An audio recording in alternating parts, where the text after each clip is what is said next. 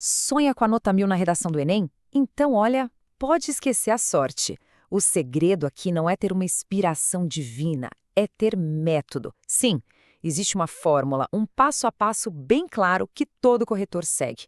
E é justamente esse mapa que a gente vai desvendar hoje, competência por competência. Ah, mas e aí? Qual é o grande segredo? O que um corretor do Enem realmente está procurando no texto? Muita gente acha que é subjetivo, uma questão de gostar da redação. Mas a verdade é que não tem nada a ver com isso. A correção é quase matemática, sabe? É um checklist super rigoroso, dividido em 5 áreas. E entender esse checklist, bom, esse é o primeiro passo para chegar na nota 1000. E o prêmio, claro, são os sonhados 1000 pontos. E ó, isso não é um sonho distante, não. É o resultado de um texto que simplesmente entrega o que a banca pediu sem tirar nem pôr. E a gente vai ver exatamente como fazer isso. Mas como é que se chega lá? Bom, o caminho está dividido em 5 etapas. Pensa neles como 5 grandes desafios, e cada um deles vale 200 pontos. Dominar essas 5 áreas é como montar um quebra-cabeça, sabe? No final, todas as peças se encaixam e revelam a redação perfeita. Imagina que isso aqui é o mapa do tesouro de verdade. Ele não só mostra onde está o X da nota 1000, mas também aponta cada armadilha, cada atalho no caminho. A gente vai decifrar a lógica por trás de cada ponto para entregar exatamente o que os corretores estão esperando. Então, vamos direto ao ponto. Primeiro, a gente vai ver o mapa geral da correção. Depois, vamos mergulhar de cabeça em cada uma das 5 competências: gramática, tema e repertório, o projeto de texto, a coesão e, para fechar, a famosa proposta de intervenção. Tudo pronto por aí? Então, bora lá! Ok, vamos começar entendendo a tal caixa preta da correção do Enem. É fundamental saber que o sistema todo foi pensado para ser o mais justo e objetivo que der. Olha só como funciona. O processo é totalmente blindado. A redação é digitalizada. Perde o nome, vira um código anônimo. Aí, 2 corretores de forma independente avaliam o texto. Eles não conversam entre si. Nunca. Se as notas que eles derem forem muito diferentes, tipo uma discrepância de mais de 100 pontos no total ou 80 em uma competência, um terceiro corretor, geralmente mais experiente, entra na jogada para desempatar. E se a dúvida persistir, uma banca inteira se reúne. Para que tanta segurança? Simples, para garantir que a avaliação seja sobre o texto e nada além disso. Tudo bem? Vamos então para a competência 1. Pensa nela como se fosse o alicerce de uma casa. Se a gramática estiver fraca, não adianta ter uma ideia genial, a estrutura toda pode vir abaixo. O foco aqui é um só: domínio da norma padrão da língua portuguesa. Para gabaritar aqui, a regra é bem simples: clareza e precisão. Sabe, períodos bem construídos, frases que fazem sentido? 1 ou 2 deslizes pequenos? Tudo bem, acontece, é perdoável. O que derruba a nota de verdade são aquelas frases confusas, truncadas e principalmente a repetição do mesmo erro. Por exemplo, errar uma vírgula é um deslize. Agora, errar 10 vezes a mesma regra de vírgula, aí já mostra uma falta de domínio. E nem precisa dizer, né, gírias, informalidades, nada disso. O corretor quer um texto limpo.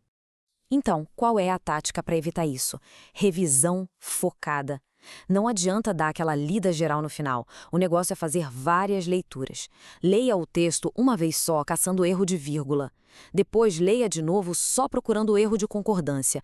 É como passar um pente fino, sabe? Essa caça ao erro focada em um tipo de problema por vez é muito, mas muito mais eficiente. Beleza, com a gramática resolvida, a gente chega na competência 2, que é tipo o coração da redação. Aqui o desafio é triplo. Primeiro, provar que o tema foi compreendido. Segundo, mostrar que existe uma bagagem cultural para discutir o assunto. E terceiro, saber argumentar e não só ficar expondo fatos. Para tirar 200 pontos aqui, o negócio é atacar o tema de frente, usando todas as palavras-chave da proposta. Mas o que faz a diferença mesmo é o que a gente chama de uso produtivo do repertório. O que é isso? Não é só jogar a citação de um filme, é explicar como aquele filme se conecta com o argumento. A maior armadilha aqui é o que chamam de tangenciamento. É falar de algo parecido, mas não do ponto central.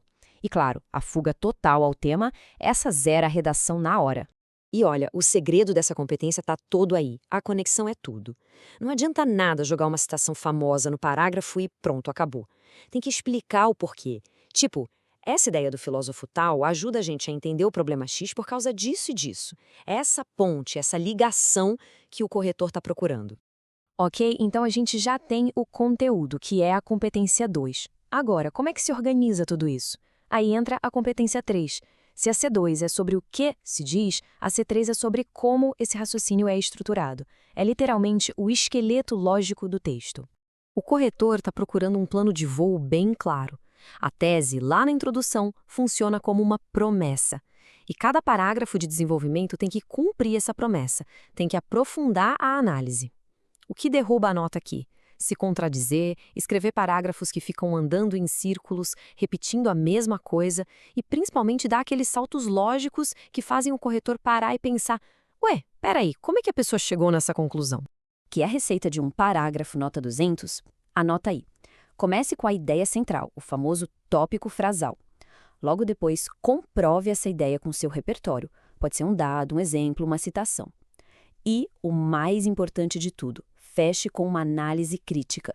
É nesse fechamento que a sua voz, a sua autoria aparece, conectando todos os pontos. Se a competência 3 é o esqueleto, a competência 4 são os músculos e tendões, o que liga tudo. É aqui que se avalia como as ideias são costuradas umas nas outras. O objetivo é ter fluidez, um texto que desliza, onde uma ideia leva naturalmente à próxima, sem trancos. Para tirar a nota máxima aqui, é preciso ter um arsenal variado de conectivos. Sabe, ficar usando além disso no começo de todo parágrafo é um sinal de alerta para o corretor. É hora de mostrar que se conhece um a demais, um outro sim, um desse modo. A falta de conectivos deixa o texto todo picotado, e a repetição excessiva mostra um vocabulário limitado. Então, uma dica de ouro: monte o seu próprio banco de conectivos, organiza por função, os de adição, os de contraste, os de conclusão, e presta atenção num detalhe que vale muito ponto.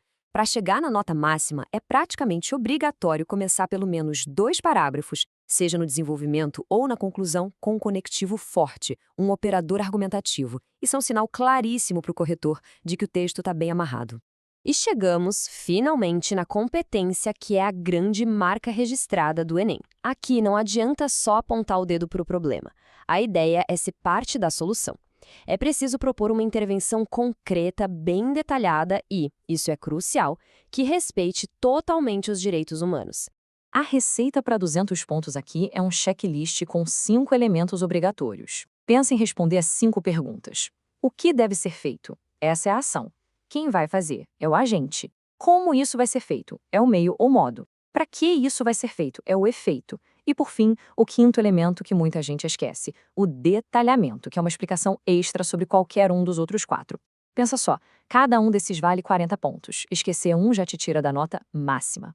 Para brilhar de verdade, a proposta tem que estar ligada ao problema discutido no texto. E tem que ser específica. Falar é preciso conscientizar as pessoas não é uma proposta, é só um desejo. Conscientizar como? Quem vai fazer?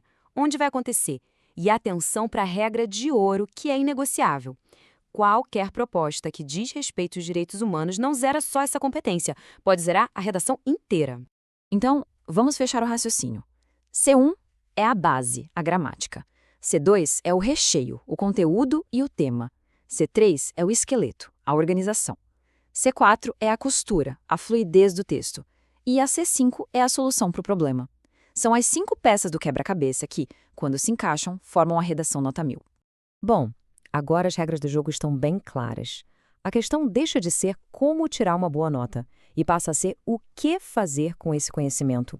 Com esse mapa em mãos, a pergunta que fica é: qual problema a sua próxima redação vai de fato ajudar a resolver?